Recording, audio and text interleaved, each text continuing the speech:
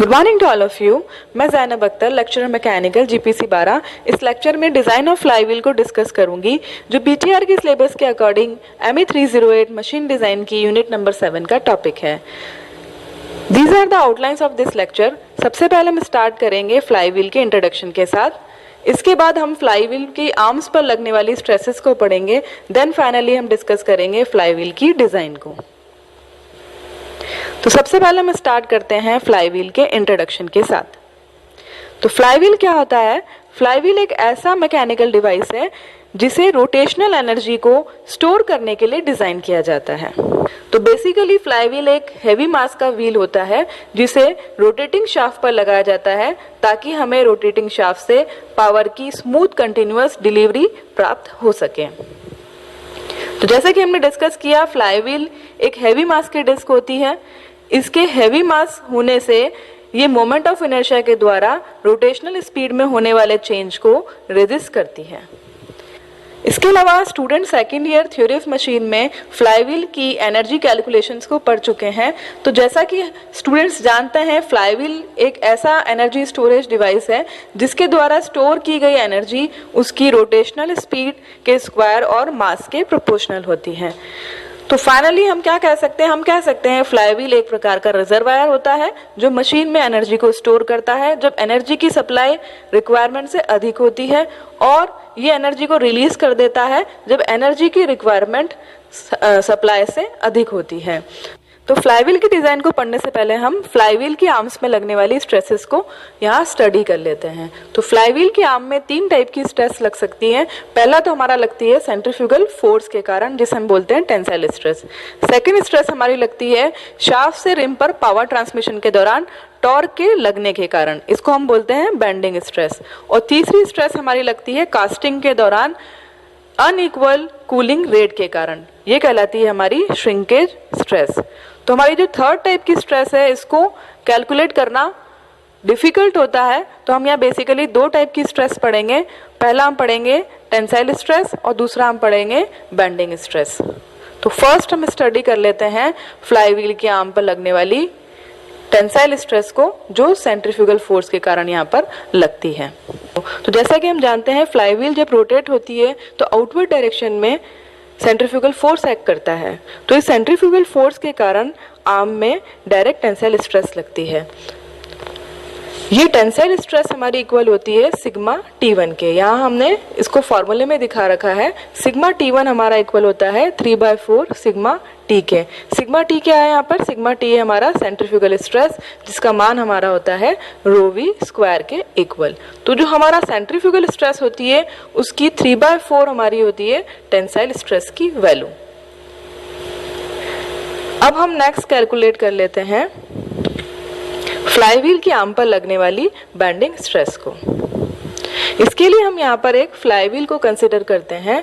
यहाँ हम फिगर में देख सकते हैं फ्लाईव्हील का सेंटर पोर्शन कहलाता है हब, और ये जो स्प्रॉक्स हमें यहाँ दिखाई दे रही हैं, ये स्प्रॉक्स कहलाती है आर्म। इसके अतिरिक्त हम फिगर में देख सकते हैं यहाँ हमें एक रिंग शो कर रखी है, ये रिंग हमारी कहलाती है रिम। फ्लाईव्हील के आर्म पर लगने वाली बेंडिंग स्ट्रेस को कैलकुलेट करने के लिए हम यहाँ पर आर्म के एनलार्ज व्यू को कंसीडर कर लेते हैं। यहाँ हम मान लेते हैं फ्लाईव्हील से ट्रांसमिट होने वाला टॉर्क का मान है कैपिटल T। इसी प्रकार से हम मान लेते हैं फ्लाईव्हील की रिम की रेडियस है हमारी कैपिटल R, फ्लाईव्हील की हब की रेडियस है हमारी स्मॉल r। इसके अतिरिक्त फ्लाईव्हील में जो नंबर ऑफ आर्म्स लगी हुई हैं इनकी संख्या है हमारी स्मॉल n। z है हमारा सेक्शनल मॉडुलस आर्म के क्रॉस सेक्शन के लिए। तो हम बेंडिंग मोमेंट को कैलकुलेट करने के लिए यहाँ फ्लाईव्हील की आर्म को as a cantilever beam consider कर लेते हैं। तो हम यहाँ मान लेते हैं कैंटिलीवर बीम का हब से जुड़ा हुआ एंड फिक्स है और रिम से जुड़ा हुआ एंड फ्री एंड है, जिस पर कॉन्सेंट्रेटेड लोड लग रहा है।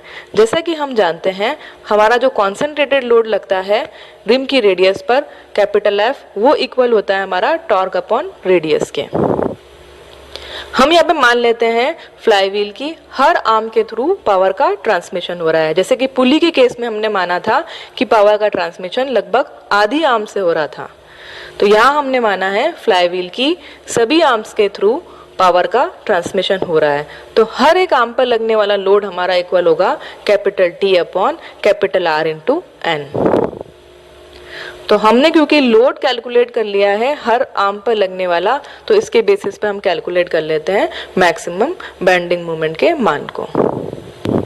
तो मैक्सिमम बेंडिंग मोमेंट का मान हमारा होगा capital M is equal to load into perpendicular distance. तो लोड है हमारा capital T upon R into n और परपेंडिकुलर डिस्टेंस हमारी है capital R minus small r।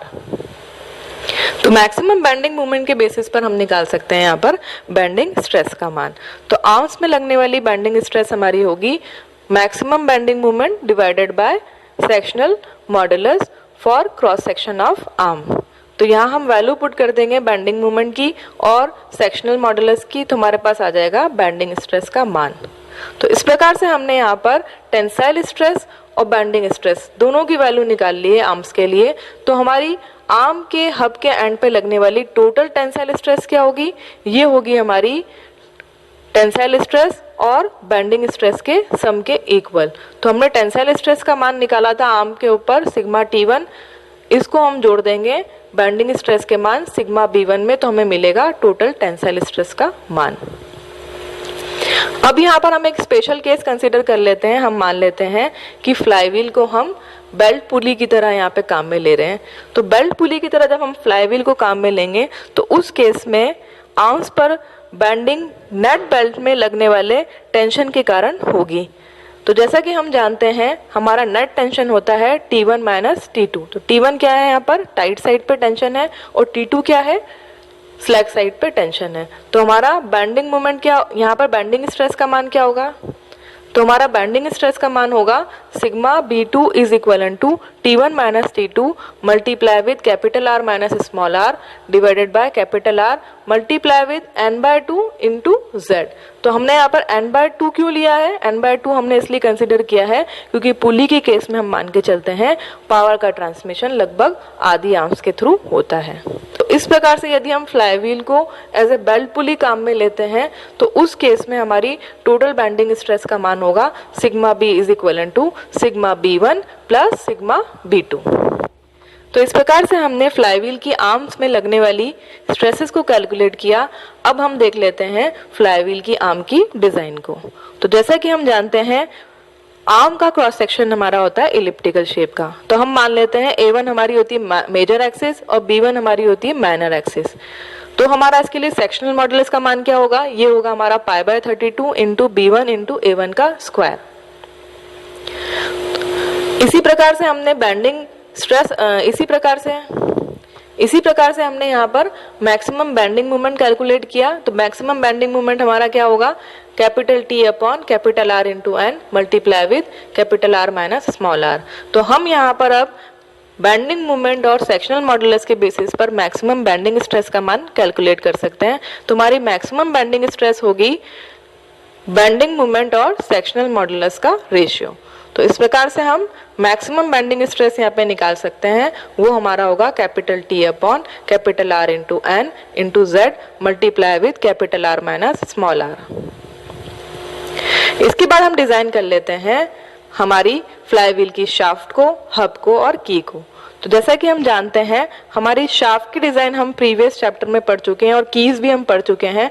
तो हमारा शाफ्ट को हम कैसे डिजाइन करते हैं, शाफ्ट से ट्रांसमिट होने वाला टॉर्क का मान हमारा होता है π/16 इंटू टॉ इंटू D1 का क्यूब।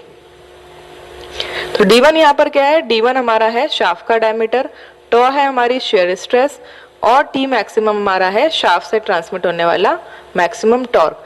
तो यदि हमें सवाल में शेयर स्ट्रेस का मान दिया हुआ हो और हमें दिया हुआ हो शाफ्ट से ट्रांसमिट होने वाले मैक्सिमम टॉर्क का मान, तो इसके बेसिस पर हम निकाल सकते हैं शाफ्ट का डायमीटर D1। इसी प्रकार से हम की कैलकुलेशन भी देख सकते हैं। T मैक्सिमम हमारा इक्वल होता है L into W into tau into D1/2 के। तो D1 यहाँ पर क्या है, D1 हमारा है शाफ्ट का डायमीटर, टॉ है हमारी शेयर स्ट्रेस। तो यदि हमें यहाँ पर मैक्सिमम टॉर्क जो ट्रांसमिट हो रहा है उसकी वैल्यू अगर हमें दे रखी है तो हम यहाँ पर शेयर स्ट्रेस की वैल्यू के बेसिस पर और शाफ्ट के डायमीटर की वैल्यू के बेसिस पर निकाल सकते हैं लेंथ ऑफ द की और विड्थ ऑफ द की। अब हम यहाँ पर फाइनली हब के लिए डिजाइन कर लेते हैं। हम मान लेते हैं हब को यहाँ पर एज ए होलो शाफ्ट। तो जैसा कि हम जानते हैं होलो शाफ्ट से ट्रांसमिट होने वाला मैक्सिमम टॉर्क का मान हमारा होता है T maximum is equal to π/16 into tau into d⁴ minus d1⁴ upon small d। तो हमारा d1 क्या है यहाँ पर? d1 हमारा है हब का इंटरनल डायमीटर, या हम इसको बोल सकते हैं शाफ्ट का डायमीटर। इसी प्रकार से स्मॉल d हमारा क्या है? स्मॉल d हमारा है हब का आउटर डायमीटर। तो यदि हमें शियर स्ट्रेस की वैल्यू मालूम है, इसी प्रकार से शाफ्ट से ट्रांसमिट होने वाले टॉर्क की वैल्यू मालूम है और शाफ्ट का डायमीटर हमें मालूम है d1, तो इसके बेसिस पे हम कैलकुलेट कर सकते हैं हब का आउटर डायमीटर। यहाँ पर हम कुछ पॉइंट्स देख सकते हैं। हब का डायमीटर हमारा शाफ्ट के डायमीटर का जस्ट दुगना होता है। इसी प्रकार से जो हमारी हब की लेंथ होती है वो शाफ्ट के डायमीटर की 2 से 2.5 टाइम्स तक होती है। और ये जो लेंथ हमारी होती है इसको हम रिम की विड्थ के इक्वल भी मान सकते हैं। तो इस प्रकार से हमने इस लेक्चर में फ्लाईव्हील की डिजाइन को डिस्कस किया। इसी के नेक्स्ट लेक्चर में हम फ्लाईव्हील पर बेस्ड न्यूमेरिकल को डिस्कस करेंगे। इसी के साथ हम इस लेक्चर को एंड करते हैं। Okay, thank you.